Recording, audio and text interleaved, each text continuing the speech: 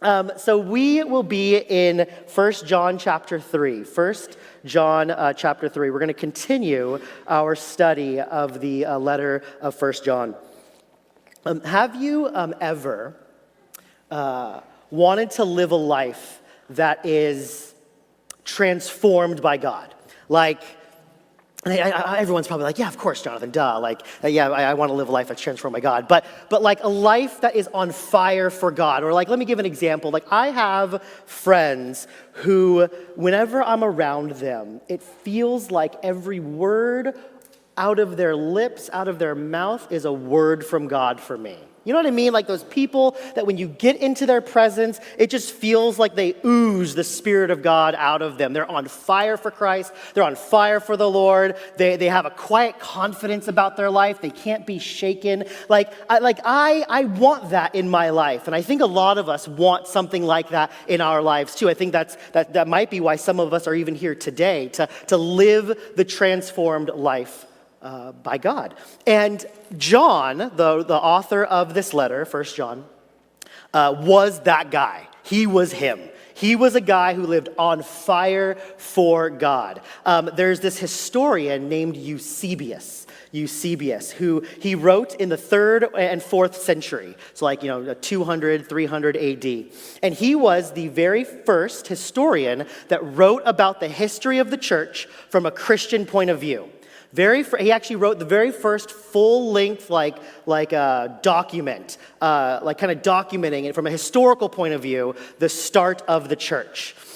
And according to Eusebius, he writes about John. And again, this isn't in the Bible, this isn't biblical, this is a historical document. And he writes about the Apostle John. He writes this story.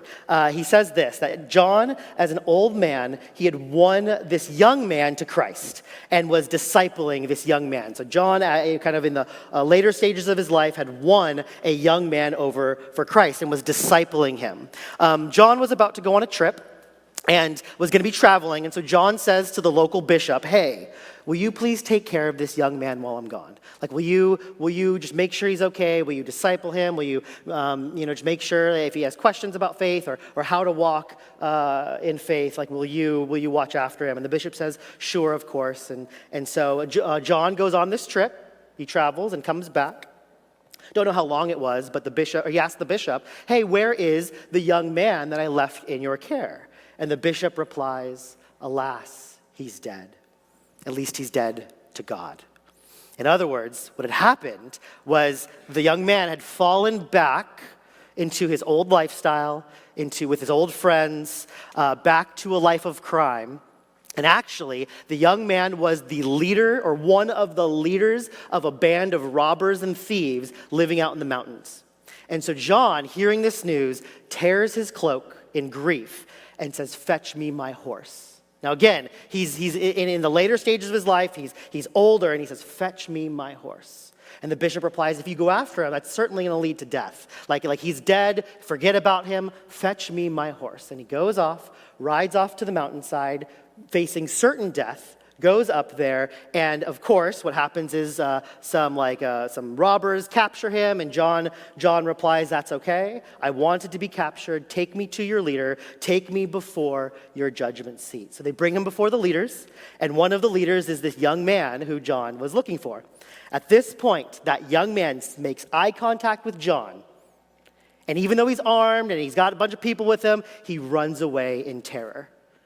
John chases after him and cries out, why are you fleeing from me? I'm an old, unarmed man. Don't you see? There's still hope for your life. I'll gladly suffer death for you just as the Lord suffered death for us. I'll gladly give my own life in exchange for yours. Stop. Listen. Trust me.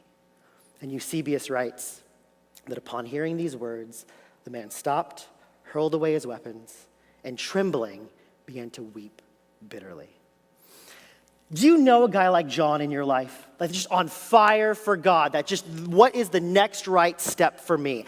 How do you get that kind of guts?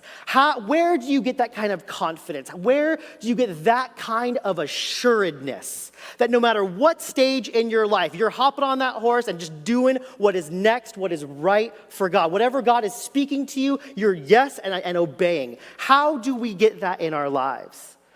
John explains it right here in 1 John. In the letter that we're studying, John says what the secret is. And what I want to do is just read 1 John chapter 3, verse 1. And so let me get there real quick. 1 John chapter 3. John says this, "See what great love the Father has lavished on us, that we should be called children of God. And that is what we are. The reason the world does not know us is that it did not know him. Dear friends, now we are children of God, and what we will be has not yet been known. But we know that when Christ appears, we shall be like him, for we shall see him as he is. All who have this hope in him purify themselves just as he is pure." John has been teaching us about what it means to have fellowship with God, about what it means to be in relationship with God, about what it means to be in community with each other as we are in relationship with God. And all of a sudden, John takes a pause, takes a break from his teaching, and it almost appears that there's an outburst. It's almost like I almost get this sense that as he's writing this, he's jumping up and down in praise. "See what great love the Father has lavished on us, that we should be called children of God." Later on, he writes that when Christ appears, we shall be like him. For we shall see him as he is. This is a future truth, John is talking about, that can be lived in our current reality. That we can have the presence of his glory in our heart and in our souls right now, today, no matter what stage of life you're in, no matter if you've given your life to Christ a few days ago, a few weeks ago, or you've been following Christ for decades. You can have this reality come alive right now, right here and now, as it did for John as he's writing these words, and as it did for John chasing after this young man, bringing him back to Christ. It's something that can be lived out practically in the here and now. It's a future reality, seeing Jesus as he is, seeing God as he is, being in the presence of his glory. That's a future reality that can be lived in part here and now. And we see this in John's passionate outburst. So let's take a brief look at a few thoughts from 1 John chapter 3, verses 1 through 3. The very first thing, if you're taking notes, we can't overlook this fact that it says we are now children of God. And that is what we are. We are now children of God. It says here, dear friends, and actually that dear friends, this is from the NIV. That Greek word agapetoi is probably better translated, and some other translations say this, beloved. Like there's like dear loved ones. Like he's more than just addressing us as friends or on a friendly encounter, but like you are beloved, my loved ones. We are now children of God. What is a Christian? Christianity is like a diamond, and there are thousands of facets to it, but it all leads to one reality. There's so many different perspectives and so many different truths in the Bible that define what a Christian is, like a diamond. But this is another definition of Christianity that just adds to the richness, that adds to the depth of what it means to follow Jesus. To be a Christian is not to try to be a child of God, but to be a child of God. You know, it's a common reply to the question, are you a Christian? And a common response, I've even used it before, is, I'm trying to be. Like, I'm trying to live my best life. Like, I'm trying to follow after God. I do my best to listen to what he's saying. I'm trying. And I'm doing my best. I'm trying to do good. I'm trying. This little phrase, though, we are now children of God, teaches us what the Bible teaches us throughout, by the way, and that is being a Christian is a standing. Like being a Christian is a positional standing in God. It doesn't say we hope to be children of God or we're trying to be children of God. No, it says, beloved, we are children of God. Let me give you an example. My children, your children, they are either your children or they're not. That's it. A few years ago, Chelsea and I, my wife Chelsea and I, adopted our youngest son. His name's Hudson. Actually, here's a picture of him holding his adoption paper. Yeah, this is our son Hudson. They're currently at the house because sickness is just running rampant through our house. But that's Hudson clutching his adoption paper on the day that we adopted him. On that day, he legally became our child. And he wasn't like 50% our kid, he wasn't 20, but he wasn't partially. He is, period, our son. That's it. Hudson is either mine or he isn't. He's either legally mine or he's not. If you've seen the original Star Wars, there's a scene where Luke says, all right, I'll give it a try. And Yoda replies, anyone know what Yoda replies? Exactly, do or do not. There is no try. And that's how it is with Christianity. That's how it is being a child of God. You either are or you're not. There is no try. And in fact, I don't know if and the way this plays out in my life is there are times where I can just have bad weeks. And what I mean by that is there are times where I can be, I'm not walking with the Lord as closely as I would like. I'm feeling distant from God. Maybe I've made some choices that I wish I didn't make, or maybe I've said some things that I wish I didn't say. And there are times where I can question, like, man, is this even for me? Like, is this right? I'm living a certain lifestyle, or I'm acting a certain way, or I've said certain things, or I've done certain things in my life. Like, does God even love me? Have you ever been in that place before? When it comes to being a child of God, your behavior is not the primary thing. When Hudson, I know he was so adorable up there a second ago, but I'll tell you, he's got some fire in him. He's got these crazy eyes where he just goes ballistic. And in that moment, he's no less my son than before. In fact, I'll offer this to you. In those moments when my kids are acting up, or they're misbehaving, or they're talking back to Chelsea or I, or they're not, doing what they're supposed to do, it's in those moments I feel my fatherhood even more. Right? And if you have kids, you know this. When your children are maybe not walking the path that they should be walking, or they're disrespecting you, or they're disobeying, or what have you, you feel your parenthood even more. Imagine that from, of course, the eternal perspective, from God's perspective. They are my children. They are my children. And many of you, I've prayed with you for your adult children who have walked away from the faith. You know this better than I do, that in those moments you feel more like a parent. You feel more like a father. You feel more like a mother. You don't feel less. You feel more like one. Doing everything in your power, asking God to do everything in His power for your children. You don't get away from the Father's heart. You don't lose your status if you have a bad week or you misbehave. Beloved, we are children of God. Being a child of God isn't just a standing. It's a standing. It's a position in Christ. But it's a position that we receive. In verse 1, it says, "See what great love the Father has lavished on us." See what great love the Father has lavished on us. This word lavished means to bestow. So some other translations, I think the New King James Version will say, "See what great love the Father has bestowed upon us."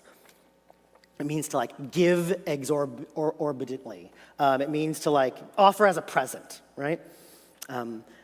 It tells us that this kind of position, this kind of standing, has to be received. It's not something that we live passively. We are children of God, but it's not something that we live passively. It's something that we receive. It's something that we accept. It's something that we choose. It's something that we choose. It has to be brought into your life. And I will actually pose, it has to be brought into our life. It has to be received in our hearts daily.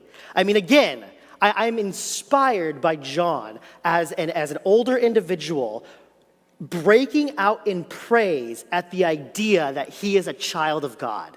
That inspires me, that it almost seems like he's receiving this truth in that very moment as he has pen or quill to paper, to parchment, right? As he's writing it out. It's almost as if he's experiencing it in that moment. How often do you receive this reality? When was the last time you felt that overflow in your life? When was the last time you received truth from God and it felt like a lightning bolt hitting a rod, just electrifying your soul, electrifying your bones, electrifying your life? You are a child of God, and I believe that can be here and now, this moment, here today. You can have an encounter with the Spirit. You can have an encounter, a moment in his presence that will set you on fire like it did for John 2,000 years ago as he was penning this. John chapter 1, verse 12. So not 1 John, but now the Gospel of John. John also writes that. He says, "Yet to all who did receive him, to those who believed in his name, he gave the right to become children of God." So this has to be received, but when once received, John says God gives us rights. God gives us rights. What are these rights? 3 of them. 2,000 years ago, when John's penning this, the concept of adoption was very real, but was something that was common in those days was for an individual who didn't have an heir, like let's say a wealthy individual or someone with substantial like property or a business. If they had no one to hand the business off to, if they had no one to hand their wealth and their status to, if they didn't have any kids, they would adopt an adult. They would adopt an adult. They would bring someone in to be the heir. They would adopt that out. And when an adult adoption isn't super common today, but back then this was essential. Like your property, your business, your wealth had to be passed down to the next individual, or else it was all fleeting and it was all for nothing. And so when an adult was adopted, what would happen is that adult, all of their debts, all of who they were brought to their new father. And their father would wipe the slate clean. Everything that was the father's was now theirs, and their debts were wiped clean. The father would pay it up. The debts are wiped out immediately. That's one right as a child of God, is that when we enter into the presence of God, when we enter into that positional standing as a child of God, our debts are clean, our debts are wiped out. We can now stand before the Father pure, thanks to Jesus Christ. So that's one of the rights of the child. When you're adopted, also another right is that you have a unique and special access to God. You have tremendous access to him. And let me give you an example from my life. I had mentioned that in my family right now, we're all dealing with sickness. It's going through everyone, and I know I'm next on the list. That's just how it goes. Everyone shares their disease. You know how it goes as a family with multiple kids, that once one is sick, you almost hope that everyone gets sickness at once so that you can all be miserable together, but instead it just drags on for months and months and months. And so anyways, I can feel it, I'm next. But I'm not going to speak that. No. I've dodged it. My immune system is different. I'm built different. I'm not going to get sick. That's what I'm going to say. But when you're adopted, you have tremendous access. And what happened actually this morning is my daughter, she's 7. She came into the room at like 4:30 or 5 in the morning. And she said, "Daddy, can you get me my medicine?" And guess what I did? 4 in the morning, I got up, went downstairs, got her medicine, and gave it to her. There is nobody else on the planet that I think could get me up at 4 in the morning with a request. I'll say that. I don't even think Chelsea could get me up. Yeah, you got like go get your own medicine. You're good. You can do this. You got a little cold. Like you can go do this. But my child, my daughter, absolutely. It doesn't matter if she's had a bad week. It doesn't matter if she's been disrespectful. It doesn't matter if she's been mean to me or been disobedient. None of that matters. Access like that comes to you in God as rights as a child of God. Your debts are canceled, And when you become a child of God, you have access here and now. You can pray to him, and he hears you in this moment. And one more thing for rights. In John chapter 17, Jesus is praying to the Father on our behalf. And he says, I have made known to them and will continue to make you known in order, and this is the important part, that the love you have for me may be in them, and that I myself may be in them.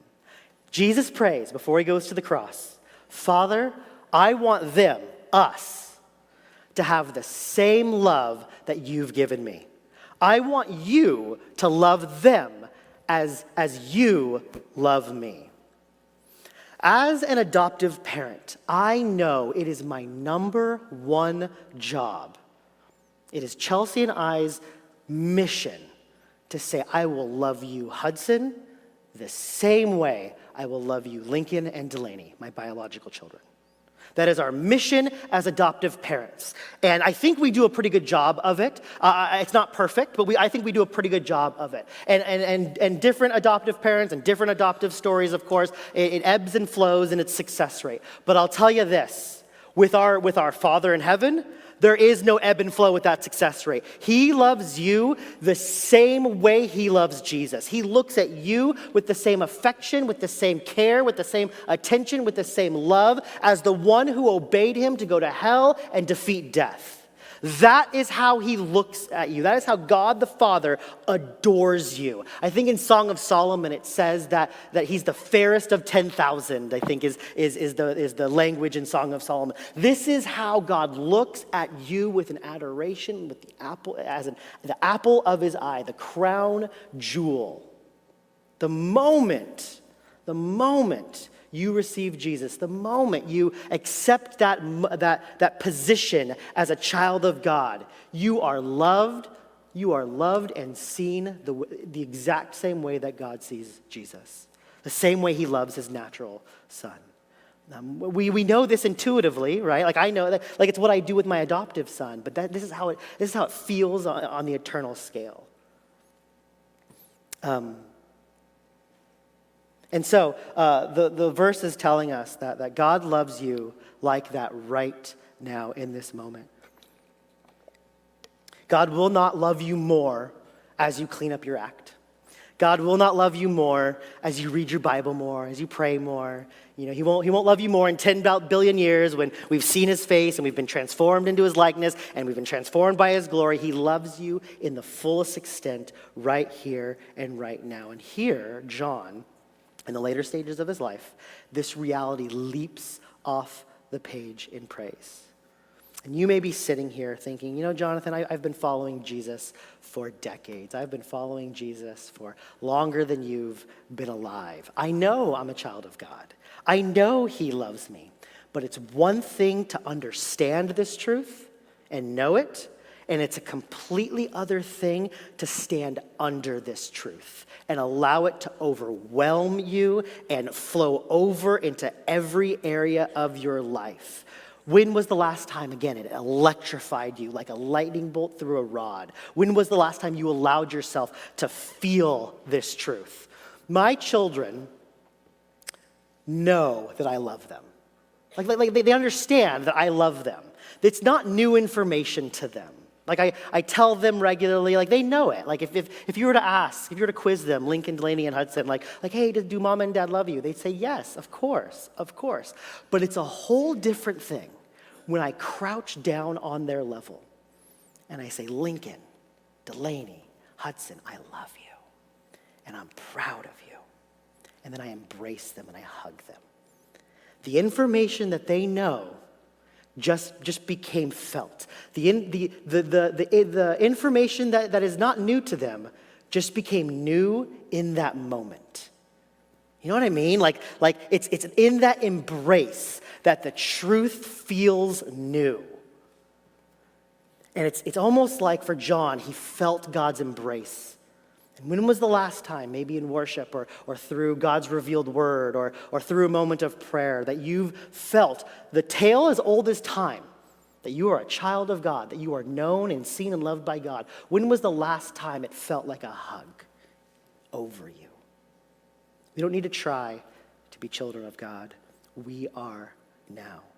But believe it or not, and that's incredible, by the way, but believe it, and warrants John leaping off the pages in praise. But believe it or not, the last part of the sentence continues this and goes even deeper than this and goes further. 1 John chapter 3, verse 2. Dear friends, or beloved, now we are children of God. And what we will be has not yet been made known. But we know that when Christ appears, we shall be like him, for we shall see him as he is. What John is saying here is if you're a child now, there's something that we know will happen. We know we're destined. The climax of our life is to see him as he is, to see him in his glory. If our lives were a symphony, this would be the chord that it is building to. This would be the crescendo. You know, if our lives were a book, this would be the climax of the book. Every Christian is someone who knows that we are destined to see him face to face. This is it's called the Visio Dei, or the beatific vision, to see him face to face and be transformed by that.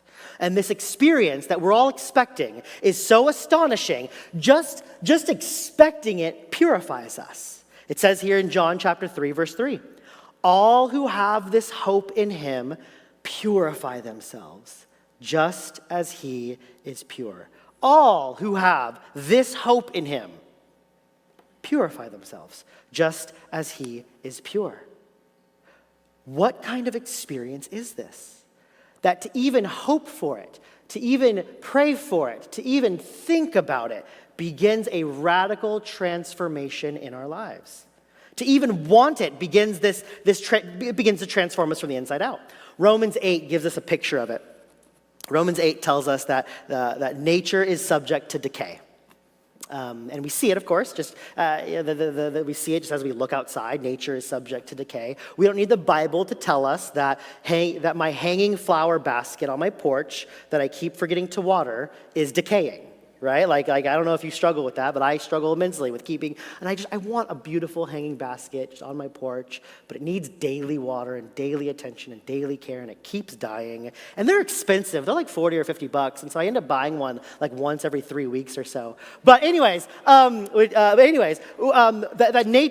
8 tells us that nature is subject to decay. And it says here in Romans 8, verse 20 and 21, for the creation was subjected to frustration or decay, in hope that the creation itself will be liberated from its bondage to decay and brought into the freedom and glory of the children of God. When we see him face to face, something that will happen, it will be so transformative. It will be so full of glory. It will be so overwhelming that the transformation that we experience inside as we renew ourselves in Christ, we will bring creation with us. God will use us to restore and bring creation with us, and we and nature will no longer be bondage to decay, and we will be brought into the freedom and glory of the children of God when we see him face to face. A few more verses about this idea of seeing him face to face, of receiving the glory. 1 Corinthians 13 says, now we see things as though through a dark window, but then it will be face to face. John 17:24, Jesus prays, I want those you have given me to be with. Let me just read it from the screen. I want those you have given me to be with where I am and to see my glory, the glory you have given me. And then finally, Psalm 17, verse 15. It says this in the Message translation. And me, I plan on looking you full in the face. When I get up, I'll see your full stature. And because I see your full stature, I will live heaven on earth. And so we're in this process as children of God.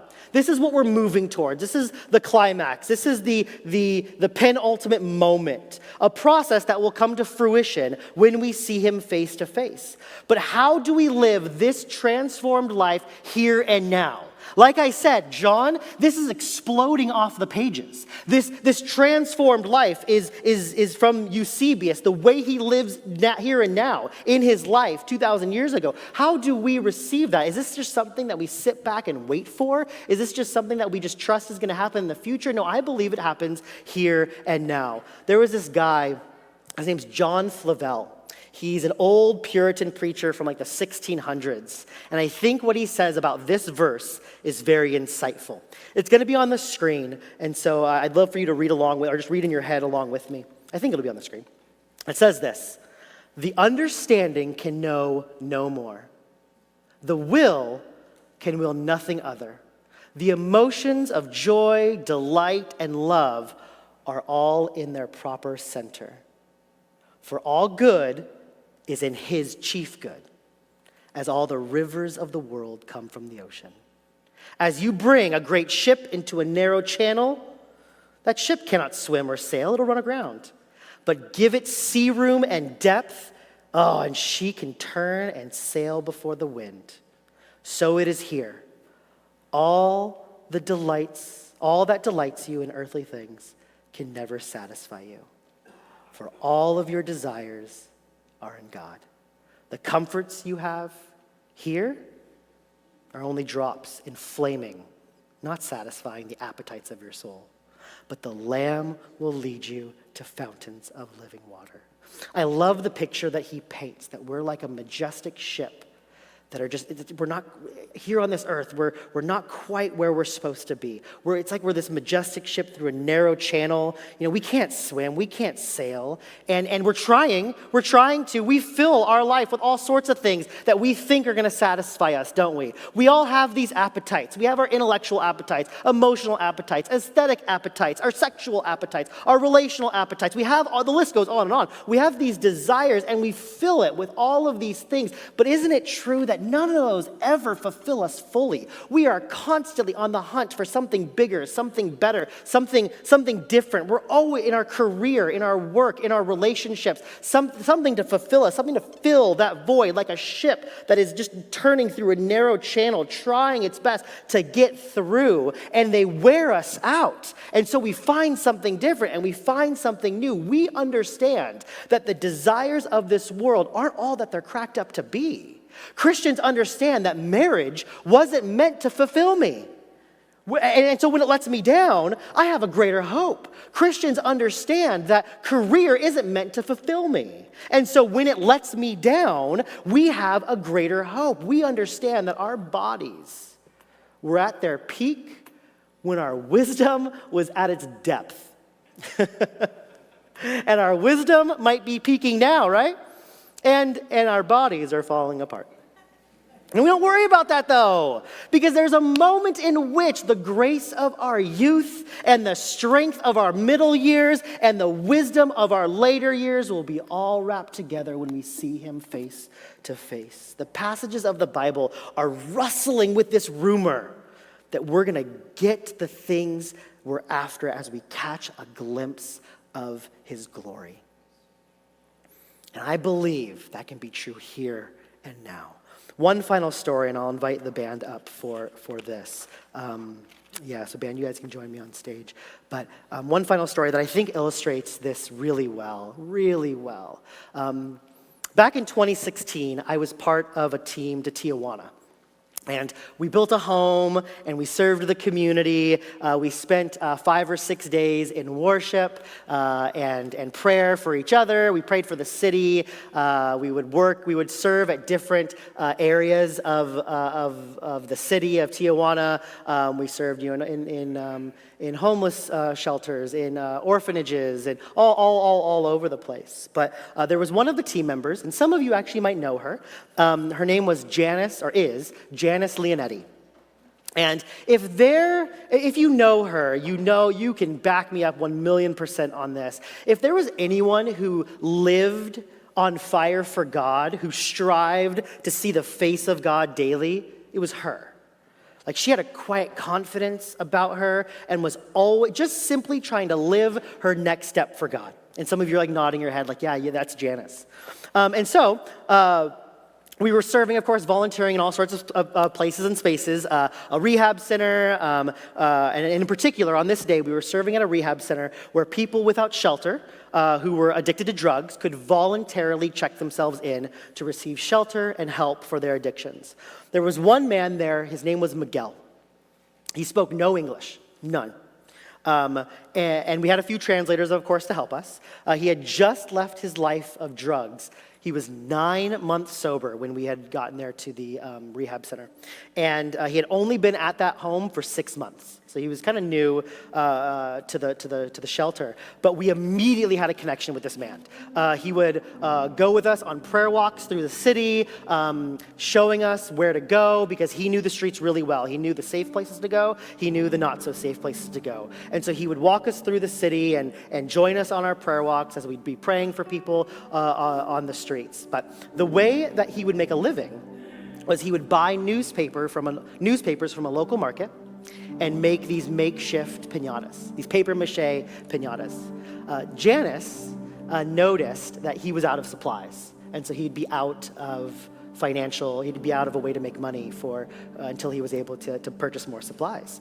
And so Janice offered to go down the block with him to the market to purchase supplies for him.